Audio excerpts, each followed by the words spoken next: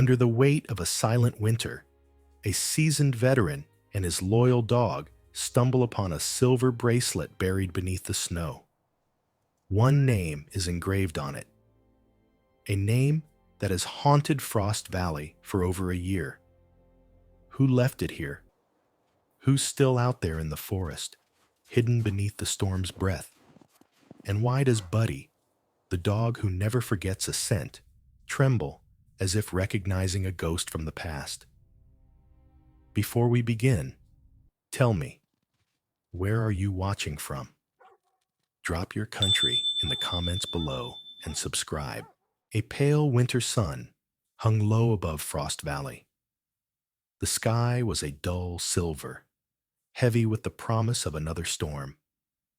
Snow pressed against the windows of small wooden houses.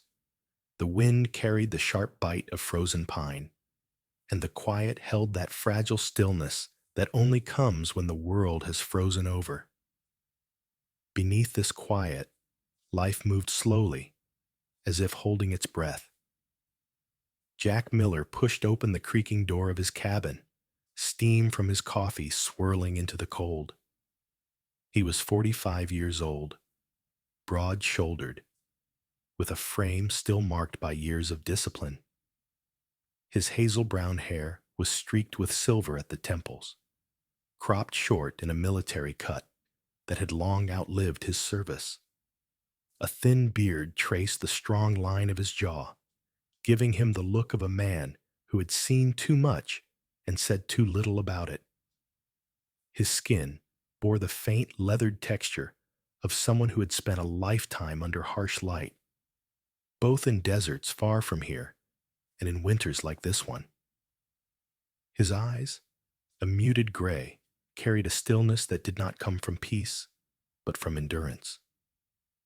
He had lived alone on the edge of town for 6 years, ever since returning from war. He worked odd jobs in the valley, fixing engines and hauling lumber, but the quiet mornings belonged to him and Buddy. Buddy was a German shepherd, 9 years old, with a coat of rich black and tan that stood out stark against the snow. His muzzle was lightly frosted with white, showing the years he had served as a K9 tracking dog. He was large, muscular, but graceful, every movement controlled, ears always alert. His amber eyes were keen and full of quiet intelligence. He had once belonged to the army unit Jack served in, and when both were retired, they stayed together. For Jack, Buddy was not just a dog. He was the last living link to the man Jack had been before everything changed. Jack took a slow sip of coffee, feeling its warmth cut through the morning chill. He pulled on his worn brown coat, the same one he had owned for a decade, zipped it up halfway, and clipped Buddy's lead to the collar. They stepped out into the snow. Their usual path ran along the tree line, where pines bent beneath the weight of the frost, and the creek, now frozen solid, glimmered like glass under the weak light. The routine was steady, almost ritualistic. Jack needed this walk, not because of the exercise, but because the silence of the woods reminded him he had survived. But that morning, something was different. Buddy stopped suddenly, his ears pricked forward, his muscles stiff beneath his thick fur. A low sound rose from his chest, not quite a growl, but a warning. Jack felt the lead tighten in his gloved hand as Buddy pulled toward the right, off the familiar trail.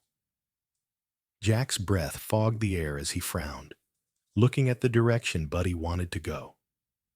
It was toward the old stone bridge that crossed a narrow ravine, a place rarely visited in winter. Jack had learned over the years that when Buddy reacted like this, it was never random. He followed. The snow crunched beneath their boots and paws. The wind picked up slightly, sliding through the pines with a thin whistle. Jack's heart began to beat a little harder, not from the cold, from the part of himself that still lived in a world where every small sign could mean danger. They reached the underside of the bridge. Frost hung thick on its stone walls. The creek below was frozen, a sheet of cloudy white ice. Buddy lowered his head, sniffing intensely at the snow. His tail went stiff. Then he began to dig with urgency. Snow scattered in all directions, revealing a hard patch of ice beneath. He kept going, paws scraping at something solid. Jack knelt beside him, brushing away the loose snow. Something metallic caught the light. It was small, silver, and cold against his fingers when he picked it up. A bracelet. A simple child's bracelet, tarnished by time and frost, with a single name engraved in delicate letters: Sophie Adams. Jack felt the world narrow around him. Sophie Adams. He remembered the flyers, the missing posters stapled to telephone poles more than a year ago. A smiling 8-year-old girl with bright eyes and a pink winter hat. The search teams, the volunteers combing the woods. The way the town's hope had faded quietly, like the posters themselves as they peeled under rain and wind. She had vanished without a trace, until now. Jack stared at the bracelet lying in his palm. His gloved fingers clenched around the cold metal, as if holding it too loose might make it disappear again. His stomach tightened with a familiar weight. It was not hope. It was something sharper. A sense that something long buried was about to come back to the surface. Buddy stood close, pressing his head against Jack's arm, as if reminding him they were not alone. Jack exhaled slowly, steadying his thoughts. Years in uniform had taught him to act before emotion could take control. He pulled his phone from his pocket and dialed the one number that mattered in moments like this. The call connected almost immediately. Mark Taylor had been the sheriff of Frost Valley for nearly 15 years. He was 52, a tall man with a solid build and a calm that seemed carved into him by years of standing between quiet townsfolk and whatever darkness lay beyond. His hair was dark gray, cut close to his scalp, and his face was lined but not harsh. People trusted Mark not because he spoke loudly, but because he rarely needed to speak twice. He had known Jack since the day Jack returned from deployment. When he answered, his voice was steady. Jack told him what they found. There was a short silence on the line, the kind that carried weight. Then Mark said he would be there within minutes. Jack waited beneath the bridge, his boots rooted to the snow. Buddy paced a short circle, alert, nose twitching, scanning the tree line. The winter around them was utterly still, but Jack had lived long enough to know that silence often came before a storm. It was not just the storm of weather gathering in the distance. It was something else, something older. The sound of tires crunching on snow broke the quiet. A white sheriff's SUV rolled up near the bridge. Sheriff Mark Taylor stepped out, pulling his coat tighter around his broad chest, his breath clouding in the air. His steel gray eyes met Jack's without a word. Jack held out the bracelet. Mark took it, turning it slowly in his gloved hand. His jaw set. He recognized the name too. Sophie Adams was not just a case file in this valley. She was a wound that had never closed. Jack saw the way Mark's hand tightened on the bracelet, how his eyes flicked to the frozen creek and the line of trees beyond. The sheriff's mind was working, gears turning beneath the calm exterior. Jack knew that look. It was the same kind of look soldiers shared when something was about to begin. Buddy barked once, sharp and low, cutting through the thick air. He was facing the trees, ears forward, muscles coiled. Mark and Jack both turned. Nothing moved in the tree line. just the gray blur of falling snow. But the feeling remained, the quiet tension that settled over everything like an invisible weight. Mark lowered his voice and said they would have to reopen the case. Jack did not answer. He did not need to.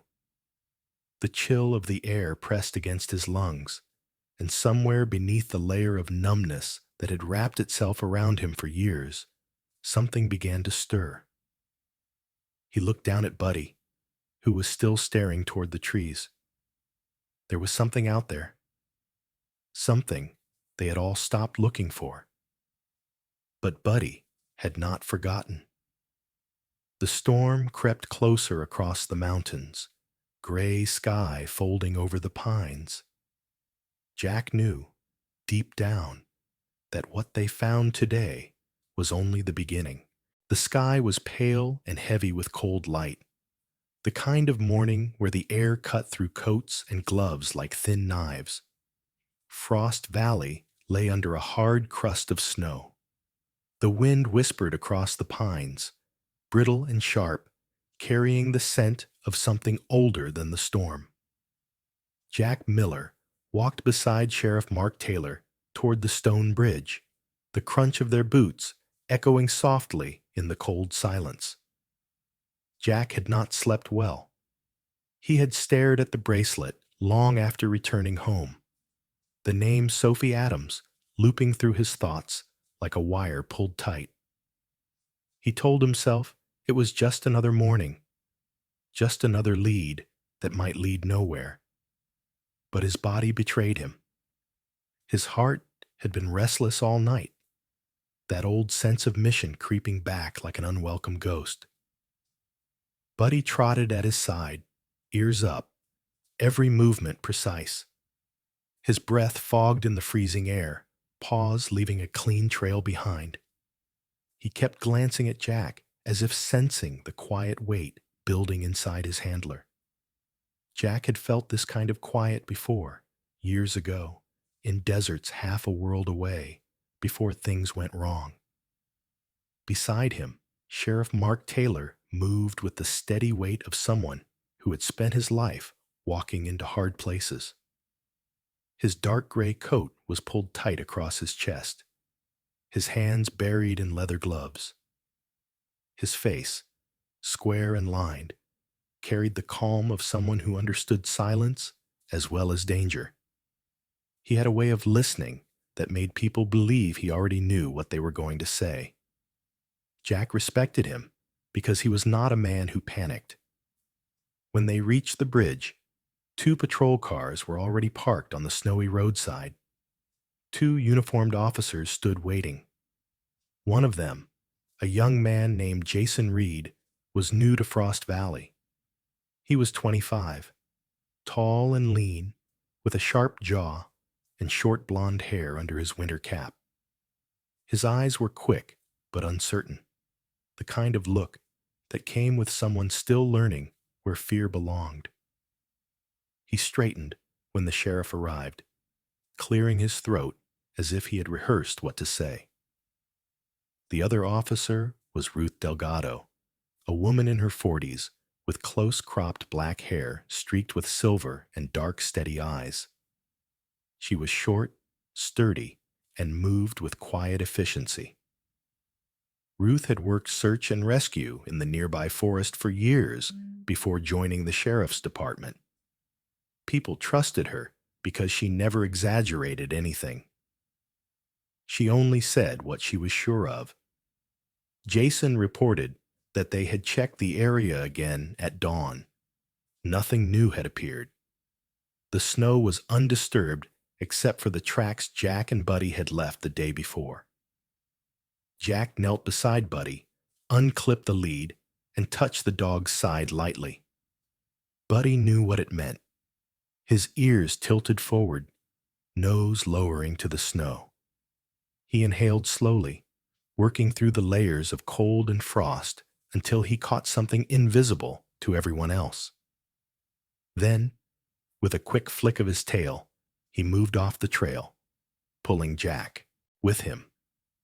The others followed quietly, The forest thickened around them, pine branches heavy with white.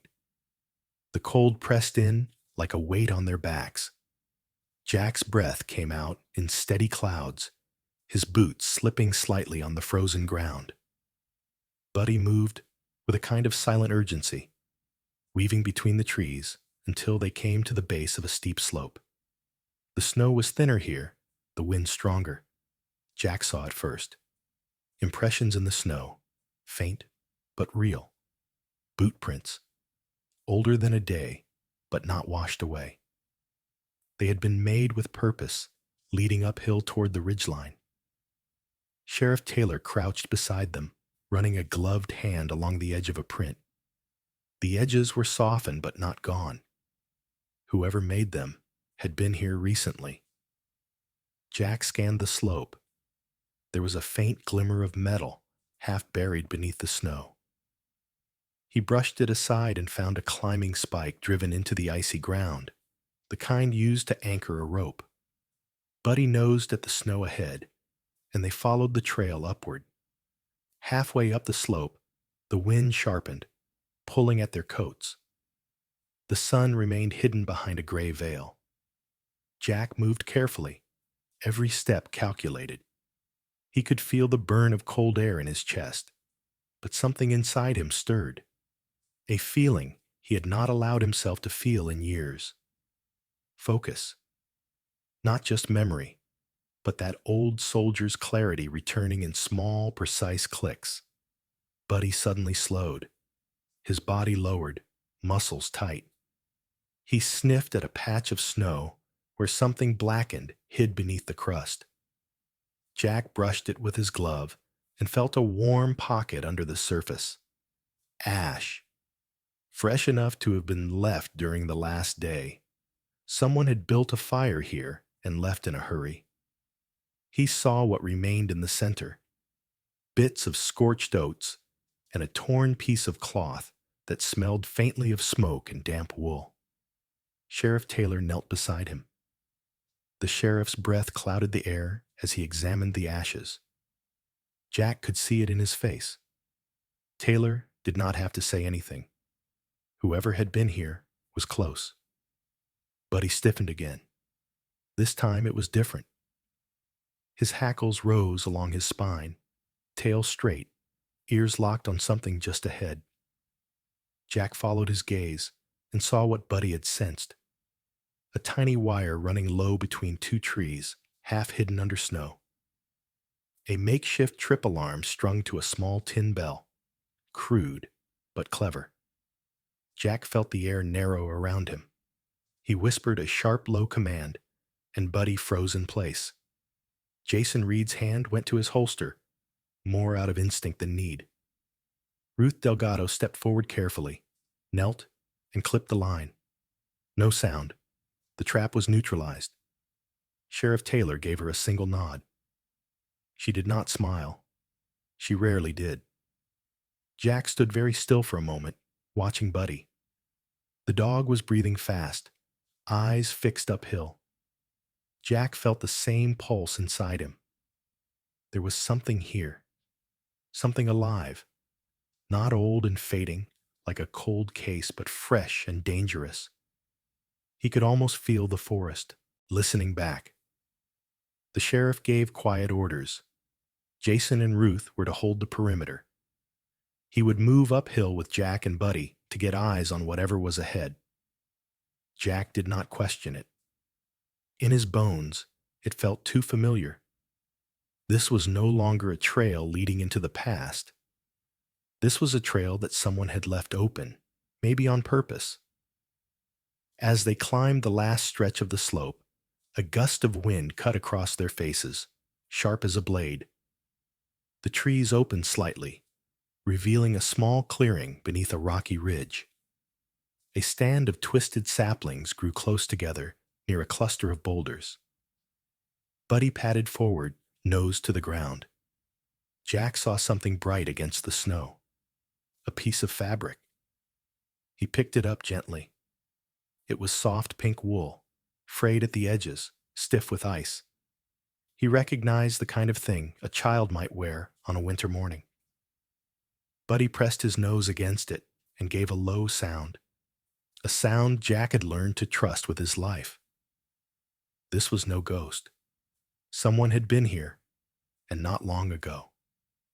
Sheriff Taylor's jaw tightened as he stared at the trees beyond the ridge. Jack felt the chill seep beneath his coat and into his chest, not from the cold, but from the weight of what this could mean.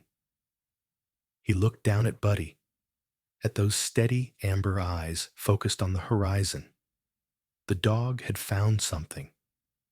The trail was real. Sophie Adams might not be a memory buried in the snow after all. The wind turned sharper that afternoon, slicing across the ridgeline as if trying to drive them back. Snow moved sideways now, fine and fast, scratching at faces and stinging eyes. Jack Miller squinted against the white blur, while Buddy walked ahead, nose low to the ground, tail stiff like a compass needle locked in place. They had followed the scent trail for nearly 2 hours, and it had drawn them down from the slope into the edge of the forest, where the land dipped, and old things were buried beneath time and snow. A black iron structure jutted from the hillside like a broken rib, half covered in frost, the remnants of an abandoned railway tunnel. The rails were gone, but the bones remained. Mark Taylor stepped up beside Jack, his breath fogging the air, his gloved hand resting on his hip. He studied the entrance, then glanced at Buddy. The dog was focused, nostrils flaring, muscles tense. It was not the kind of tension Jack had seen when Buddy was on a false lead. This was real. Jason Reed followed behind, his boots crunching through the snow. He moved slower now than he had at the ridge, the newness wearing off, replaced by the steady weight of reality. His cheeks were red from the cold, and his hands gripped his flashlight too tight. Ruth Delgado was at the rear, steady as ever, scanning the tree line with the quiet patience of someone who understood how dangerous silence could be. Sheriff Taylor gave the order to move. The tunnel mouth swallowed their light as they stepped inside. The sound changed immediately. The storm outside became distant, muffled by layers of rock. Their boots echoed against damp concrete. The air smelled of rust, wet wood, and something else, old smoke, faint but clinging. Jack's pulse quickened as his flashlight beam swept over the walls. Layers of frost clung to the bricks like pale skin. Buddy padded forward without hesitation. Jack followed him closely, trusting the dog's instincts more than any map or memory. The tunnel curved slightly to the left. It was narrow enough that their shoulders brushed the walls. As they moved deeper, the beam of Jason's flashlight trembled slightly. Jack didn't need to look to know the kid's nerves were starting to fray. The air grew colder, heavier. They reached a side alcove carved into the wall, the remains of an old service chamber. Buddy stopped there, head tilted, nose working. Jack shone his light inside. The chamber was small, just large enough for a person to crouch in. Against one wall sat a rusted tin box. The lid was half open, the inside lined with scraps of paper and fabric hardened by cold. Jack crouched and lifted the box carefully. Inside lay a small notebook with a cracked leather cover, its pages stained by moisture and time. He flipped it open. The handwriting inside was rough and uneven, but the words were still legible. North Rim Cache. Below the title were dozens of tallies scratched in ink, each marking a day. There were far too many. Someone had been keeping time here. Ruth stepped closer, her flashlight illuminating the walls. Her breath caught softly. Hundreds of hash marks had been etched into the concrete with something sharp, stretching from floor to ceiling. They weren't neat or orderly. They were desperate. Ruth's expression stayed calm, but her eyes narrowed, the way someone looks when the world turns heavier around them. Jason whispered that whoever had been down here wasn't just hiding for a night. Jack closed the notebook slowly, feeling the weight of those tally marks settle into his chest. Whoever had stayed here had not been passing through. They had lived here for a long time. Sheriff Taylor stepped closer, his broad frame casting a shadow across the frozen floor. He reached out and touched the marks with his glove. His jaw tightened the way it always did when he saw something that made sense in all the worst ways. Buddy moved again, nose pressing toward a small vent near the ceiling. The vent cover had been pried open, and the edges were filed smooth, as if widened carefully over time. Jack saw strands of something clinging to the edge. Sheriff Taylor handed Ruth a small evidence bag. Ruth plucked the strands carefully with tweezers. Blonde hair. Fine. Too fine to belong to an adult. Buddy sniffed again, then gave a short, low bark that reverberated off the walls. Jack's gut tightened. He had heard that bark before. Overseas, when Buddy had caught scent of a life hidden where it shouldn't be. Taylor signaled to Jason to radio for the forensic team. Jack barely registered the static reply. He was staring at the hair in Ruth's hand. He thought of the bracelet in his pocket. He thought of the pink fabric they had found in the snow. He thought of how small Sophie Adams had been in that photo on the missing posters. He exhaled through his teeth, forcing his breath steady. They pulled back out of the tunnel to meet the forensic team near the tree line. The storm was getting worse. The snow was blowing in heavy sheets now, erasing their footprints almost as soon as they were made. A dark van with county markings crawled up the service road. Inside, Dr. Lisa Merrick stepped out, bundled against the cold. Lisa was in her late 30s, tall and slender, with pale skin and auburn hair pulled into a tight braid. Her sharp green eyes missed nothing. She had spent a decade working forensic cases across rural counties, a woman who had learned to keep her emotions folded deep beneath clinical precision. It was not coldness. It was survival. Her younger brother had vanished when she was 16. That scar had never fully closed, but it made her meticulous in ways others could not be.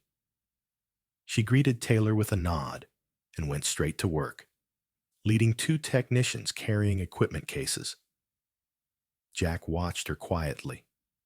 She moved with deliberate care, never wasting a step. Inside the tunnel, Lisa examined the vent, the hair, the notebook. She cataloged each mark, her breath fogging, faintly as she worked. She confirmed what they already suspected. The hair belonged to a child. There were also traces of ash and wax on the floor, remnants of candles burned low. Someone had made a home in the dark. Jason shifted uneasily near the entrance. Ruth kept her watch on the tree line. Sheriff Taylor spoke in a low voice with Lisa, weighing the words like they might tip the balance of something fragile. Jack stayed quiet, standing slightly apart. His mind had slipped into that narrow, sharpened space it used to go during patrols overseas. The world around him narrowed to what mattered. The marks on the wall, the notebook, the widened vent, the faint smell of burned oats still lingering on his gloves. Buddy pressed close to him, warm against the cold, eyes alert. Jack's hand rested on the dog's thick fur. He didn't need to speak. Buddy understood. Sheriff Taylor finally turned back to the group. His voice was calm, but the steel in it was clear. This wasn't an old cold trail. Whoever had lived here had not been gone long. He then lowered his voice as Ruth and Jack stepped closer. There was a name that surfaced too easily in cases like this: Earl Jensen. He lived deep in the woods west of town, between the ridge and the logging road. Jack remembered him. Earl was in his early 50s, tall and wiry, with a rough beard streaked gray and a long pale scar cutting across his left cheek. His skin was leathery from years of living under open skies. Earl had always been a problem, not a criminal, but a shadow that refused to disappear. He hated strangers, hated law enforcement more. He had once threatened a couple of hikers with an axe when they came too close to his camp. He was the kind of man people avoided, but never forgot. Ruth nodded slowly. She had seen Earl a few months ago near Black Elk Ridge. He had been shouting at teenagers who had camped too close to his claimed ground. Jason shifted his weight nervously at the mention of the name. Sheriff Taylor's jaw tightened. Earl Jensen might not be guilty, but the proximity of his camp to the tunnel was too much to ignore. A person who knew the forest that well could disappear for years without a trace. Taylor looked at Jack. Jack understood without words. Earl was a lead they would have to follow. Not tomorrow. Tonight. Jack looked back toward the dark mouth of the tunnel. It seemed to breathe against the storm. For the first time in years, the weight in his chest felt both familiar and dangerous. Something was moving beneath Frost Valley. And they were no longer chasing ghosts. The night pressed close to Frost Valley, thick and silent, with the storm beginning to fold in on itself. Snow fell in heavy, quiet flakes, building layer after layer across the trail until the world seemed to vanish beneath white. Jack Miller moved at the front of the group, his breath fogging in the cold air, his boots sinking deep into the powder with every step. Buddy padded close to his side, a dark streak against the pale ground, his fur dusted with frost, his breath quick and steady. His ears were up and alert, his eyes locked ahead. They were following the last lead from the notebook in the tunnel. The cryptic words, North Rim Cache. Sheriff Mark Taylor walked just behind, his broad frame cutting a steady path through the snow. He had the quiet focus of someone who had chased too many cold trails before. Jason Reed followed further back, shoulders hunched, face flushed from cold and nerves. He was learning fast what a real search felt like in the dark. Ruth Delgado kept to the rear, her sharp gaze flicking between the trees. The forest had turned into a different creature at night, its edges shifting with the wind, its silence carrying weight. They reached the frozen creek as the last light drained from the sky. A thin layer of ice had formed across its surface, cracked in places where water still ran beneath. Near the bank, half hidden under snow, was the outline of a makeshift camp. A low tarp roof sagged beneath the weight of snow, and blackened stones marked the remains of a fire pit. Someone had been here, but not recently. Jason brushed at the snow with his boot, uncovering the burnt ends of pine branches. Jack crouched low, running his gloved fingers through the ash. Cold, long cold. This was not a hiding place. It was a message. Buddy circled the camp slowly, nose twitching. He sniffed the ground, then the air, pausing for a heartbeat before turning his gaze upward. Jack followed his eyes to the trees. One tall pine stood slightly apart, its trunk bare of lower branches. A rope ran from one high branch to a dark shape swinging gently in the wind. Jack moved closer, careful of the slick ice beneath the snow. A supply bag. Canvas. Weatherproof. It was tied with a taut line hitch. Jack recognized the knot immediately. It was precise, clean, the kind of knot you tied if you had learned it as part of your work. He had seen that knot before in the service, and again in the forest. His jaw tightened. This wasn't Earl Jensen's kind of knot. Earl used crude loops and half hitches, not the disciplined work of someone trained. Sheriff Taylor studied the knot, his breath slow. He didn't say anything, but his expression changed, the line between his brows deepening. Ruth came forward with a flashlight, inspecting the area around the tree. She found boot prints beneath the bag, partly filled with snow, but still visible. Someone had been here no more than a few days ago. Jason shifted nervously, scanning the tree line as if expecting shadows to move. Jack cut the rope and brought the bag down carefully. Inside were sealed food rations, a small burner, and 2 old metal canteens. Everything was practical, organized. Nothing about this was the work of someone living on the edge like Earl Jensen. This was planned. Someone had prepared this place as a decoy. Jack felt that old, familiar weight pressing against his chest, the sensation that crept in during missions gone wrong. A trap, not to hurt them, but to mislead them. He turned his gaze downstream. The creek wound north toward the mountain. Somewhere beyond the trees was North Rim. Snow thickened. Wind picked up, cutting into their coats. Night had fallen completely. The light of their flashlights became small tunnels in the dark. Jason's breathing grew louder, his inexperience showing in every glance over his shoulder. Jack heard the small crack of ice underfoot, the groan of the forest. The world felt narrow, like the corridors of places he never wanted to remember. Buddy suddenly stiffened. His ears twitched, his nose tilted toward the woods. A sound, a distant snap of a branch, echoed just beyond their light.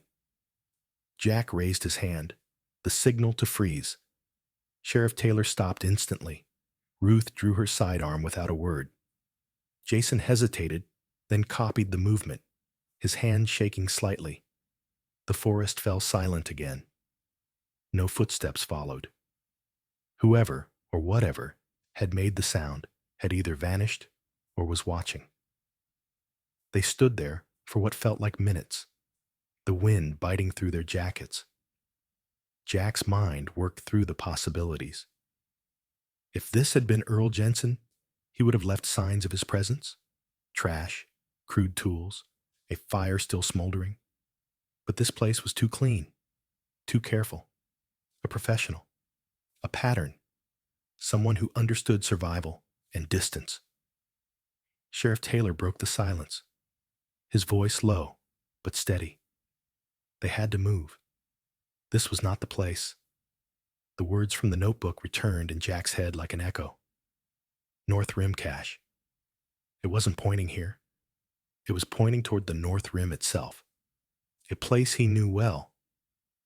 Years ago, before the fire season shifted, there had been an old fire watch station up there, a ranger post that had been abandoned after a storm destroyed its access road. It was remote, high, and difficult to approach unnoticed. A perfect hideout for someone who didn't want to be found. Ruth agreed with the conclusion. She had been part of the search and rescue unit when the ranger station had last been mentioned in local files. The structure still stood, though barely, and the surrounding ridges gave it a clear view of anyone approaching. It was the kind of place you chose when you wanted to control the hunt. Jason exhaled heavily, fogging the night air. He admitted quietly that the idea of going deeper into the forest at night scared him. Jack didn't judge him for it. Fear was natural. It just couldn't lead. He rested a hand on Buddy's shoulder, feeling the steady rhythm of the dog's breath beneath the thick winter coat. Buddy's eyes glimmered faintly in the light, unwavering. Sheriff Taylor made the call. They would push on. If they waited for daylight, whoever had left this camp would have more time to disappear. Jack took point again, Buddy trotting silently at his side, his paws barely making a sound on the snow. Behind them, the others fell into a practiced line.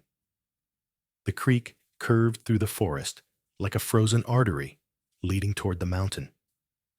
As they moved, Jack's mind slipped back into places he thought he had left behind. Cold nights overseas, ambushes that started with too much silence, the weight of missions that didn't end clean. He pushed the thoughts down. This was different. This time, he wasn't alone. Buddy was here, and somewhere ahead, a child was still missing. Snowflakes spun in the beam of his flashlight, swirling like pale ash. The trees grew denser, darker. Far ahead, faint through the storm, Jack saw the outline of the ridge. North Rim was waiting.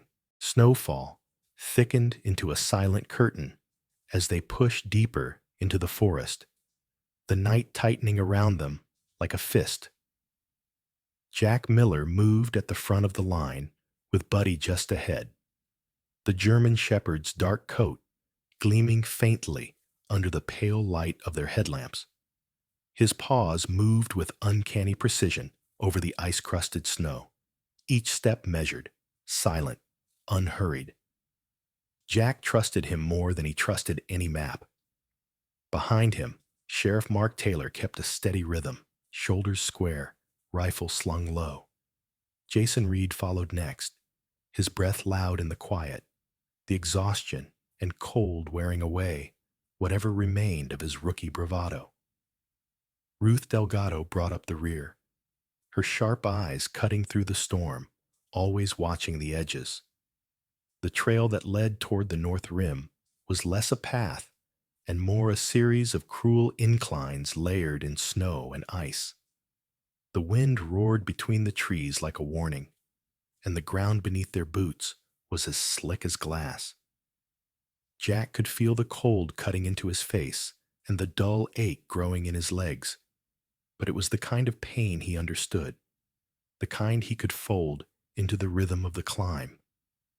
Buddy slowed suddenly, nose low, body tense like a coiled spring. Jack lifted his hand, and the group froze. The dog stepped forward another inch, sniffed the snow, and stopped again. Jack knelt down beside him, brushing away a thin layer of powder. Hidden just beneath the surface was a steel trap, its jagged jaws rusted but deadly sharp. Someone had set it there carefully, expecting no one would see it. Jason sucked in a breath, but Ruth raised a gloved hand to silence him. Sheriff Taylor crouched down beside Jack, his eyes narrowing at the old but functional trap. This wasn't the work of someone careless. Whoever was here had been expecting company or wanted to keep them away. Jack carefully disarmed the mechanism with the practiced steadiness of someone who had dealt with worse. They moved on, slower now, more aware of what waited under the snow. 10 minutes later, Buddy froze again, head tilted up, ears stiff. This time the danger was above ground. A thin wire stretched across the trail at knee height, barely visible in the low light. Jack followed the line with his flashlight until it disappeared into a cluster of snow-covered pines. At the other end sat a flare charge, the kind used to signal an intruder's approach. A silent alarm. Sheriff Taylor's expression hardened. They had crossed from searching into someone's territory. Whoever had taken Sophie, or whoever was hiding here, had built defenses meant to keep people out. Taylor gave a quick set of hand signals. Jason carefully stepped over the wire. Ruth disarmed it with quiet efficiency, pocketing the flare in a small evidence pouch. As the wind grew fiercer, they pressed upward along the narrowing ridge. Ice glazed over jagged stones, and the snow came in bursts that stung their faces. Jason slipped once, catching himself on a root, his breath ragged. Jack didn't speak. He simply kept climbing, the weight of his pack biting into his shoulders, the rhythm of survival anchoring his thoughts. Buddy moved like smoke ahead of him, every sense alive. Then Buddy stopped again, this time not out of caution, but because something had changed. Jack followed his gaze through the trees, and there it was, near the crest of the north rim, tucked behind a thicket of snow-laden firs. A faint yellow light bled softly through the darkness. It flickered behind canvas walls, weak but unmistakable. A tent or a makeshift shelter. Someone was there. The group sank low, bodies moving as one. Snow crunched softly under their boots. Their breaths came in pale white streams. Buddy pressed himself close to the ground, muscles taut, ears forward. Jack's heart thudded against his ribs. The faint sound of footsteps reached them. Light, uneven, almost musical against the snow. It was not the heavy tread of an adult. It was the delicate, hesitant sound of a child moving through the cold night. Sheriff Taylor raised his hand. Everyone froze in their crouched positions. Jason's breath hitched, and Ruth's hand slid toward her weapon. The forest around them seemed to hold its breath. Jack felt the memory of other nights like this. Sand instead of snow. Heat instead of cold. Fear that smelled exactly the same. The tent was close now. The old ranger station's ruined tower rose behind it like a shadow, its roof half collapsed, its windows dark and gaping. Whoever had built the camp had chosen the perfect blind spot, far from the trails, high enough to see anyone coming. Jack steadied his breathing, hand resting lightly on Buddy's shoulder. The dog did not look away from the tent. Neither did Jack. Somewhere inside that pool of yellow light, someone was waiting. Sheriff Taylor gave one slow, deliberate nod. It was time. The wind howled down from the ridge like a living thing, tearing through the trees and bending the canvas walls of the tent ahead. Snow swirled around the small clearing, and the faint yellow light spilling from the shelter flickered as if it too were afraid. Jack Miller crouched low behind a line of firs, frost clinging to his lashes, breath slow and controlled. Buddy was inches ahead of him, every muscle coiled tight, ears forward, eyes locked on the wooden hatch beneath the ranger station floor. One soft gust carried the sound they had been waiting for. A quiet shuffle inside, the faint creak of wood under human weight. Sheriff Mark Taylor shifted slightly behind Jack, his gloved hand steady on his weapon. Ruth Delgado was positioned on the left, angled to cover the rear of the station, while Jason Reed took the right flank, his breath short and visible in the cold night air. They had moved carefully, circling the structure, cutting off every path they could find. The snow worked in their favor, swallowing their sounds. Buddy took one step forward, then another, until his paw pressed against the wooden frame of the ranger station door. He lowered his head, gave a low rumbling growl, and then scratched 3 sharp strokes against the wood. Jack felt his chest tighten. That was the signal. Jack surged forward, boots crunching against the frozen ground. He pushed the loose hatch upward with the force of a man who had spent half his life breaking through barriers. Cold air rushed down into the storage pit. A woman's face snapped up from below. She was in her mid-40s, wiry and lean. Her long brown hair streaked with gray and tied back in a rough knot. Her cheeks were hollow, her skin pale from months without proper shelter, and her sharp blue eyes gleamed with a kind of restless defiance. Nora Price. Jack had seen her mugshot on the missing persons and wanted lists years ago. a name that floated through small towns like smoke. She had once been a park ranger herself, before a string of arrests and a long history of erratic survivalism had sent her into the backcountry. Her hands were rough, scarred across the knuckles, and in that moment they were locked tight around the arm of a young girl. Sophie Adams. The child's face was pale, her long blonde hair tangled, cheeks flushed from the cold. She was small, almost fragile looking, wearing a torn pink sweater, far too thin for the storm outside. Fear shone in her wide blue eyes, but she didn't scream. She looked at Buddy first. Everyone did, eventually. Jack moved fast. He pulled himself through the hatch and dropped down into the cramped storage pit. Buddy followed, landing beside him like a silent shadow. Nora jerked Sophie backward, but she was cornered. Her voice cracked as she hissed something through clenched teeth, but the sound was swallowed by Buddy's low, steady growl. The German shepherd lowered his stance, hackles rising, tail stiff behind him. Jack stepped forward, calm and deliberate, putting himself between Sophie and Nora. Snow blew in through the open hatch above, spinning in thin silver ribbons through the air. Sheriff Taylor appeared at the opening, his silhouette a solid wall against the storm. Nora's eyes flicked up. She made a choice. She shoved Sophie aside and lunged toward the back steps that led to the rear door of the station. Outside, boots thundered against the snow. Earl Jensen burst into view, coming from the back of the structure, his wiry frame wrapped in a thick, stained parka. His gray beard was stiff with ice, his scar glinting faintly in the yellow light. He held a short hunting rifle in one hand, his movements quick and jittery. But Buddy was faster. The dog shot out through the side, circling wide through the snow.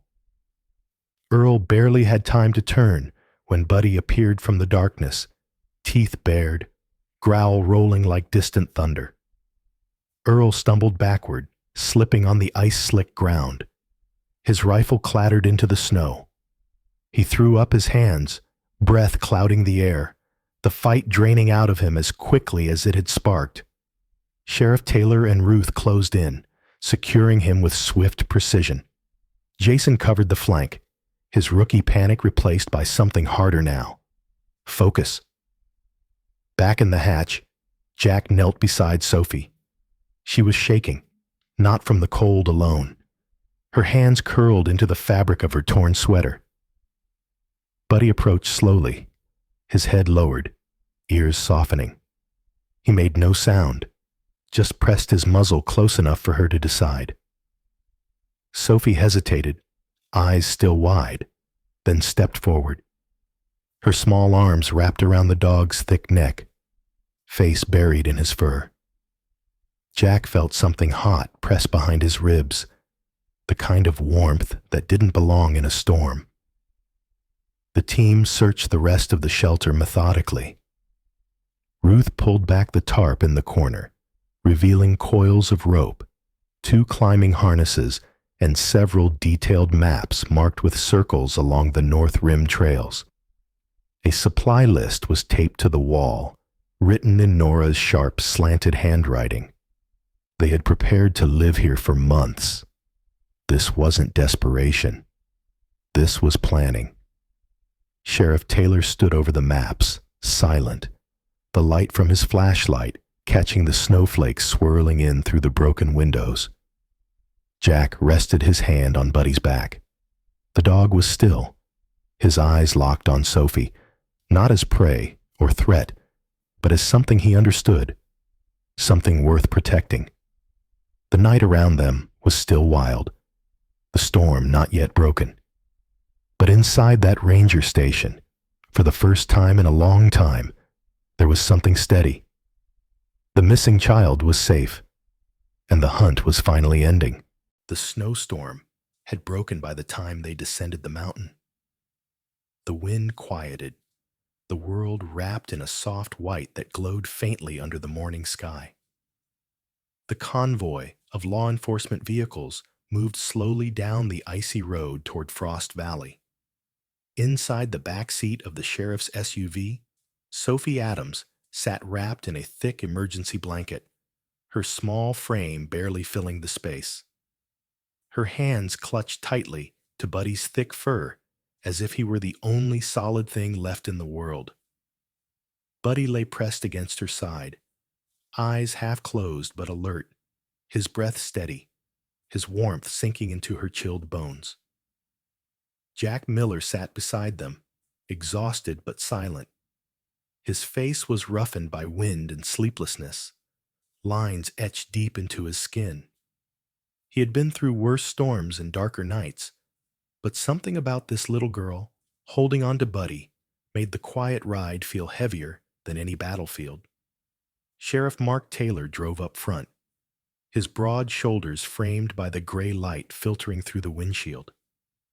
His voice, when it came over the radio to coordinate the hospital team, was low and steady. They reached the Frost Valley County Hospital just as the first sun cracked through the clouds. The building was small, old brick with modern extensions grafted on, the kind of rural hospital that smelled faintly of antiseptic and coffee. Paramedics met them at the entrance.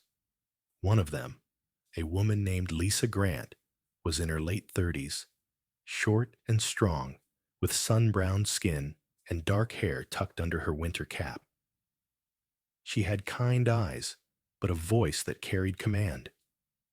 She gently guided Sophie into a wheelchair, wrapping another blanket around her shoulders. Sophie did not let go of Buddy. She leaned against the dog as they moved through the sliding doors. Nurses and doctors glanced up as the strange pair passed through the corridor, a small girl clutching a German shepherd like a lifeline.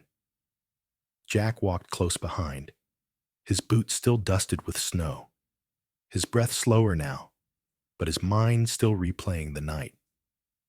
In a secure interview room down the hall, Nora Price sat at a table in handcuffs. Her hair was tangled, her face pale, a thin bandage wrapped around one wrist from the scuffle in the ranger station. Across from her sat Detective Rachel Klein, a woman in her early 40s with sharp features, short, sandy hair, and a calm but unrelenting gaze. Rachel was known in the county for her quiet interrogation style, a method that didn't break suspects with pressure, but peeled them open with silence. Nora stared at the table at first, her hands trembling slightly. But when Rachel mentioned the death of Nora's son 3 years ago, a drowning accident near the same valley, the woman's mask cracked. She spoke in a low, shaking voice. Earl Jensen had found her during that broken time, filling her grief with twisted words about protection, purity, and keeping children safe from the world. It wasn't long before she believed him. They built their shelter at the North Rim. Sophie was never supposed to die there, she said, almost whispering. They wanted to keep her, to rebuild something lost. Her voice broke as the confession poured out like cold water on stone. Earl sat in a different room, silent, his wiry hands folded, his gray beard damp with melted snow. He didn't deny anything. He didn't defend himself either. He stared out the narrow window like a man already fading from the world. Both were charged within hours. Outside the interrogation rooms, reporters had already gathered, drawn by the story of the missing girl found alive in the snow. Jack walked past them without speaking. Their microphones and cameras rose like a field of black thorns. Sheriff Taylor answered what he had to. Jack didn't. He had no patience for their angles or headlines. All he wanted was to make sure Buddy could stay close to Sophie. The hospital administration was cautious at first, but Lisa Grant, The paramedic argued that Sophie hadn't spoken a word to anyone, but had whispered to the dog. A therapist was brought in, a tall woman in her early 50s named Margaret Ellison, with kind gray eyes, short curly hair, and a slow way of speaking that made people lean in to listen. She specialized in trauma recovery for children. She observed the bond between Sophie and Buddy for less than 5 minutes before recommending immediate approval for emotional support access. Buddy was officially certified as a temporary emotional support dog that afternoon. Jack signed the paperwork without hesitation. The badge clipped to Buddy's collar looked small against his thick fur, but it meant something more than words. The days that followed were quieter. Sophie stayed in a warm hospital room that smelled of fresh linen and pine oil. The snow outside the window seemed softer now, the kind of snow that made the world hush instead of tremble. She didn't speak much, but when Buddy entered the room each morning, her eyes lit up with something fragile and new. Her breathing steadied when she held him. Her hands no longer shook. She began to sleep through the night without waking in terror. Jack often stood just outside the room, leaning against the wall with his hands in the pockets of his old brown coat.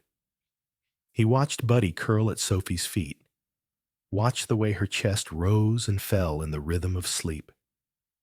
He didn't need thanks. He didn't even want words. For the first time in a long time, silence didn't feel like a wait. It felt like a beginning. 6 months after the storm, the valley had changed. The last patches of snow had melted away, leaving the earth damp and soft under a warm sky. Frost Valley Park was bathed in golden sunlight, the kind that soaked into the bones and made the world breathe differently. The river ran free again, breaking through the last thin crusts of ice, singing against smooth stones. Birds circled above the pines, and for the first time in a long time, the air did not bite. It lifted. Sophie Adams stood on the open grass with a bright green flying disc in her hands. She was taller now, stronger too, her blonde hair brushed and tied into a loose braid down her back. Her cheeks were rosy with a kind of warmth that had nothing to do with temperature. Beside her, Buddy paced eagerly, muscles coiled, ears forward, tail swaying in anticipation. She grinned, a wide, open grin that hadn't existed the winter she was found, and threw the disc with all the strength in her small arms. It sailed through the sunlight. Buddy burst forward like a streak of gold and black. His paws pounded the grass in a steady rhythm, his breath catching the wind. He leapt high, teeth snapping around the disc in a perfect arc, then landed softly, the sunlight catching in his eyes. Sophie's laughter carried across the field, light and ringing. Jack Miller stood a few paces back, leaning against the rough bark of a pine tree. His brown jacket hung loosely on his broad frame, worn at the elbows, but the man inside it no longer carried the same kind of weight. His hair was a little longer, streaks of gray catching in the light, and his beard was trimmed, but still soft at the edges. The war had left its marks long before, but spring had left new ones too, softer ones. Sheriff Mark Taylor approached across the field, his heavy boots sinking into the damp ground. His shoulders were as square as ever, his dark gray coat now replaced with a light flannel shirt.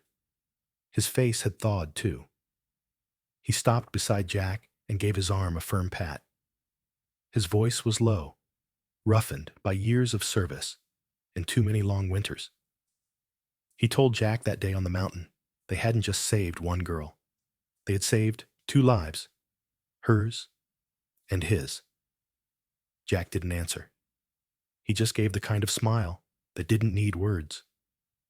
Sophie's family stood nearby, watching the girl play. Her mother, Laura Adams, was in her late 30s, with auburn hair that fell softly to her shoulders and warm brown eyes that had carried too much grief but still found a way to shine. Her husband, Michael, a quiet man with sandy hair and an easy smile, stood behind her with his hands resting lightly on her shoulders. They had been through something that no family should have to endure. But now, standing in the sunlight, they no longer looked like a family that was holding its breath. They looked like a family exhaling. Laura stepped forward, a folded piece of paper in her hand. Her voice shook a little, not from fear, but from something bigger. She asked Jack if he would consider becoming Sophie's godfather. The words were simple, but they fell into the air like something made to last. Jack looked at Sophie, at the way she ran through the grass, at the way Buddy moved beside her as if they were tied together by something invisible. And the answer came without hesitation. Yes. Later that afternoon, the town gathered at the small pavilion near the river for the spring festival. It was an old Frost Valley tradition, marking the end of the long winter. Banners hung from the trees. Children ran between tables of pies and cider, and laughter braided itself through the air like the scent of pine. Sheriff Taylor stood on the wooden stage in front of the crowd, his voice carrying clearly over the microphone. He spoke about the search, about bravery, and about a dog who had become more than just a companion. Buddy trotted onto the stage beside Jack, tail swaying, ears perked, his black and gold coat shining in the sun. Taylor pinned a small silver badge to Buddy's collar. It read, Frost Valley Guardian. The crowd rose to its feet. Sophie clapped the loudest, her hands red from the force of it, eyes shining with pride. Jack rested a hand on Buddy's neck, feeling the steady heartbeat beneath his palm. The day softened into evening. The golden light stretched long over the riverbank, catching on the new green buds and the last bits of melting ice. Jack, Sophie, and Buddy walked along the edge of the water, their footsteps quiet in the damp grass. Sophie threw another disc. Buddy ran. The world held steady. Jack watched the girl skip ahead, the dog bounding beside her. He had once believed that some winters never ended, that some silences couldn't be broken. But spring had proven him wrong. The past was still there, etched into him like the scars on his hands, but it had lost its sharp edges. It no longer defined the road ahead. As they reached the bend in the river, Sophie turned back and waved.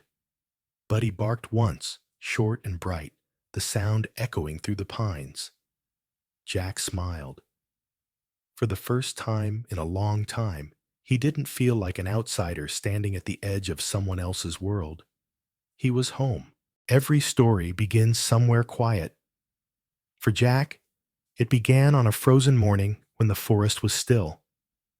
For Buddy, it began with a scent buried in snow.